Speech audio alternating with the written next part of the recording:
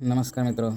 Census 2027 અંતર્ગત જો તમારી પસંદગી સેન્સસ એન્યુમરેટર એટલે કે વસ્તી ગણતરીકાર તરીકે થઈ છે, તો વસ્તી ગણતરીના પ્રથમ તબક્કામાં 1 જૂન 2026થી ઘર યાદી તૈયાર કરતા પહેલા નાજરી નકશો તૈયાર કરવાનો થશે. HLO એપમાં અહીં સ્ક્રીન પર દેખાય છે તે પ્રકારનો સેટેલાઇટ નકશો આપેલો હશે.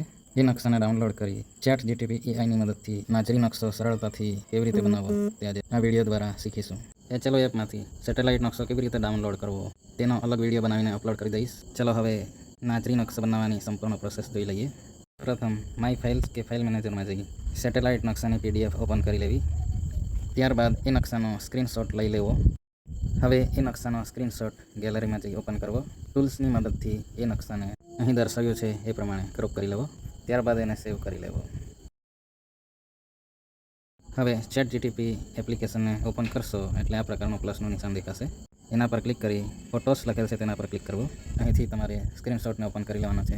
ત્યારબાદ નીચે દર્શાવ્યા મુજબ પ્રોમ્પ્ટ લખી લેવો. પ્રોમ્પ્ટમાં તમારે આ રીતે લખવું: make map showing road and border of this map with a black line. Keep this background white and prepare an image. આ પ્રકારનો પ્રોમ્પ્ટ લખી આ એરો માર્ક દેખાય છે તેના પર ક્લિક કરવું એટલે ઇમેજ ક્રિએટ થવાની શરૂ થઈ જશે.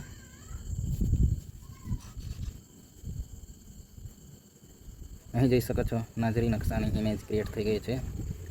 ઉપર સેવ બટન લખેલ છે તેના પર ક્લિક કરી એ નકશાને સેવ કરી લેવો.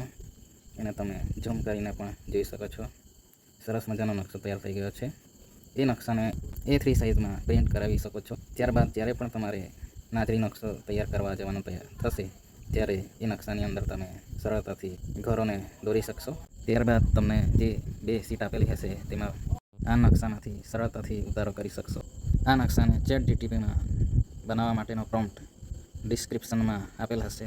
તેમાંથી તમે કોપી કરીને તેને બેઠો ChatGPTમાં પેસ્ટ કરશો એટલે સરળતાથી ઇમેજ તૈયાર થઈ જશે. Thank you.